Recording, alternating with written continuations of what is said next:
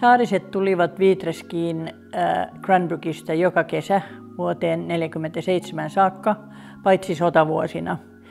Ja yrittivät sen jälkeen myydä taloa valtiolle, presidentin asunnoksi, arkkitehtiliitolle ja niin poispäin, koska se oli hyvin vaikeaa pitää kaksi taloa kunnossa eri puolilla maailmaa.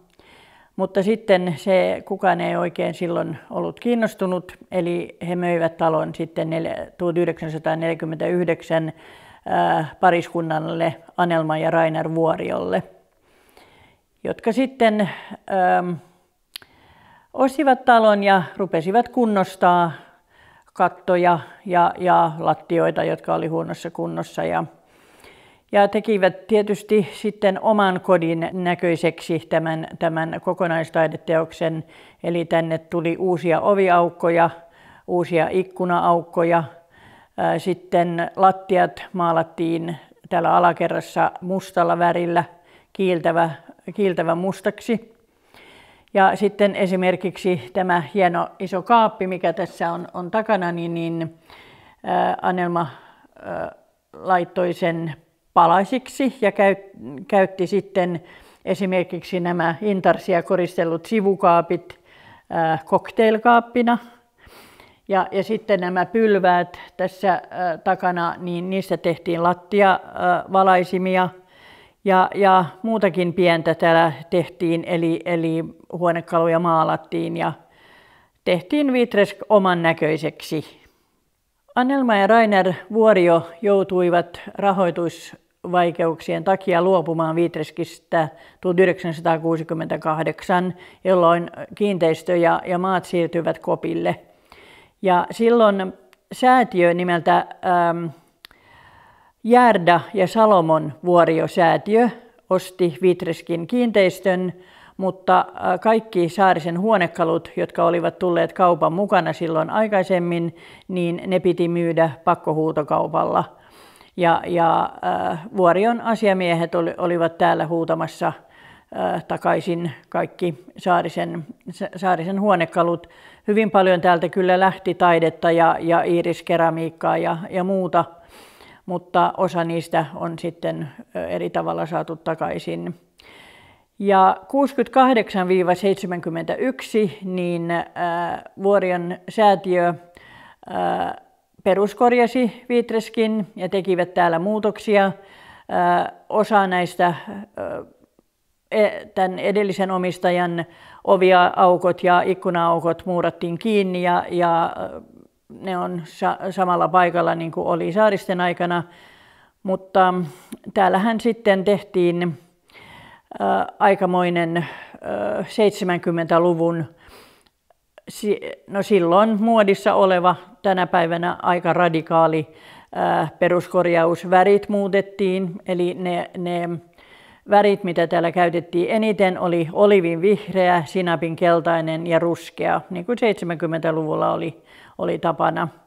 Ja täällä alakerrassa oli eteisessä ja entisessä keittiössä koko lattiamatto, ja sitten yläkerran huoneissa oli melkein joka huoneessa koko lattiamatot. Ja sitten tänne tuotiin paljon, jos voi sanoa, Saarisen tyylisiä valaisimia ja noin millä talo sitten sisustettiin. Mutta tietysti Vuorion säätiö oli tehnyt hyvän työn siinä, että olivat korjanneet katon ja lattiat, jotka olivat jo todella huonossa kunnossa. Mutta tämä toimi sitten eräänlaisena kulttuurikeskuksena. Täällä tuvassa, missä olemme, niin täällä oli iso flyygeli. Täällä oli hyvin paljon konsertteja, muun muassa Helsingin juhlaviikot piti täällä konsertteja. Ja sitten täällä näyttelyt vaihtuivat noin 3–4 kuukauden välein.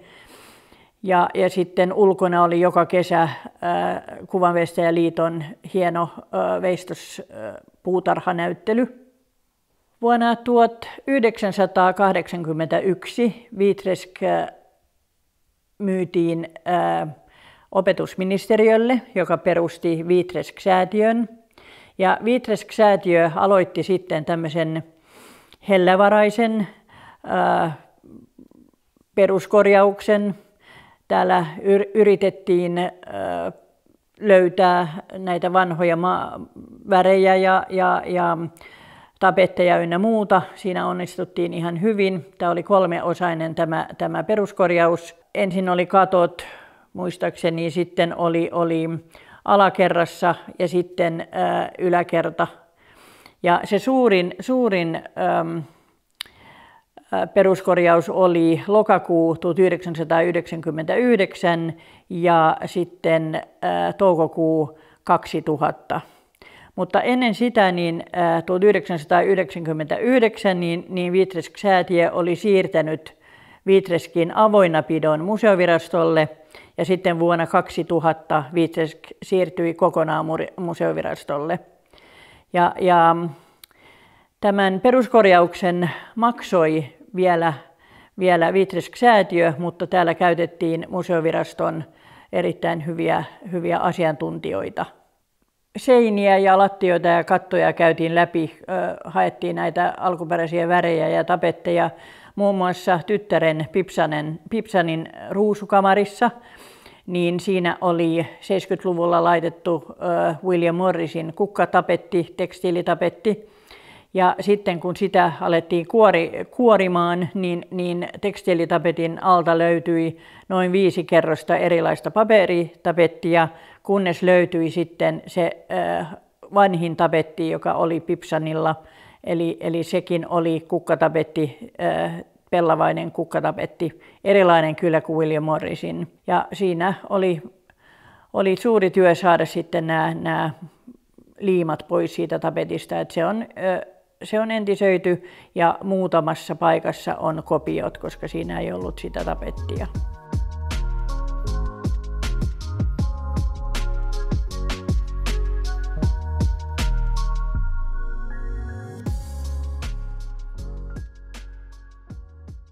Tämä on tämä pääkylpyhuone, eli Saaristen makuuhuone on tässä vieressä. Ja täällä on tapahtunut erittäin suuri muutos. Se alkoi siitä, että tuolla oli vesivahinkoa ja sitten kun sitä alettiin korjaamaan, niin löytyi paljon yllätyksiä, josta sitten tulikin hyvin iso työ. Mutta tämä on niin ihana tämä kylpyhuone nyt ja alkuperäisessä kunnossa, niin se kyllä kannatti. Eli täältä riisuttiin pois 50-luvun ja 70-luvun maaleja ja levyjä ja kaakeleita. Tänne saatiin samanlaiset kaakelit, mitä on ollutkin. Ja sitten kaikkein paras yllätys oli se, kun tuosta löytyi alkuperäinen tapetti, jota sitten on kopioitu käsin sabluunaa käyttäen, niin kuin se alkuperäinenkin on tehty. Ja täällä on tämä symboli tässä on se torni, jota täällä pienen huvilan vieressä on torni. Ja sitä käytettiin hyvin paljon, tai Elia Saarinen ja Loje Saarinen käytti sitä tornia eräänlaisena Viitreskin ja Saaristen symbolina. Eli torni löytyy ryijystä, löytyy huonekaluista, sängynpäädystä ja myös tässä näin. Tämä vanha tassuamme löydettiin varastosta ja siinä sattui olemaan sama maalia siinä takana, mitä löytyi sieltä seinän alta. Eli tiedettiin, että tämä on oikea tassuamme. Ja sitten Bastvikin kartanosta lahjoitettiin tämä vanha veden lämmitin, mikä lämmitettiin puilla, että saatiin sitten lämmintä vettä. Ja tämä vesi on tullut yläkertaan jo 30-luvun alussa tai jopa 20-luvun lopulla, ei ihan tarkkaan tiedetä. Silloin vesi pumpattiin järvestä isoon tämmöiseen säiliöön, joka oli ateljeen ikkunoiden alla. Moni kysyy, että miksi täällä on 2 lavuaaria. No Amerikassa esimerkiksi pariskunta Saarinen asui jo silloin Amerikassa, niin oli paljon his and hers, eli omat lavuaarit vaimolle ja miehelle. Mutta Saarinen, joka oli hyvin huumorintajuinen mies, sanoi, että hän ei halua aamulla katsoa itseään peilistä, siksi tässä on ikkunat. Ja jos sitten halusi katsoa itseään peilistä, niin se tehtiin vapaaehtoisesti. Lojasaarisella oli tässä oma tämmöinen meikkipiste, eli tuoli, iso peili ja sitten 2 kaappia, missä on lasia ja messinkiä. Ja siellä hän piti sitten, mitä siihen aikaan käytettiin, hajuvesiä tietysti, sitten poskipunaa ja mahdollisia voiteita. Täällähän pukeuduttiin Viitreskissä ihan kuin olisi ollut kaupungissa. Eli Loija Saarinen, joka rakasti näitä kauniita pukuja ja suunnitteli ja ompeli niitä itse, niitä käytettiin. Ja Eliel oli puvussa ja kaikki arkkitehtitoimistossa, ateljeessa oli puvuissa ja solmiot oli, siitä on kuvia. Ja sitten Matilda, joka sitten tosiaan muutti Ranskaan, niin Matilda pukeutui erittäin kauniisti. Hänellä oli pitkät silkkihanskat ja oli parasolli, hienot hatut. Että kyllä täällä vaikka oltiin keskellä metsää, niin pukeuduttiin hienosti ja hyvin.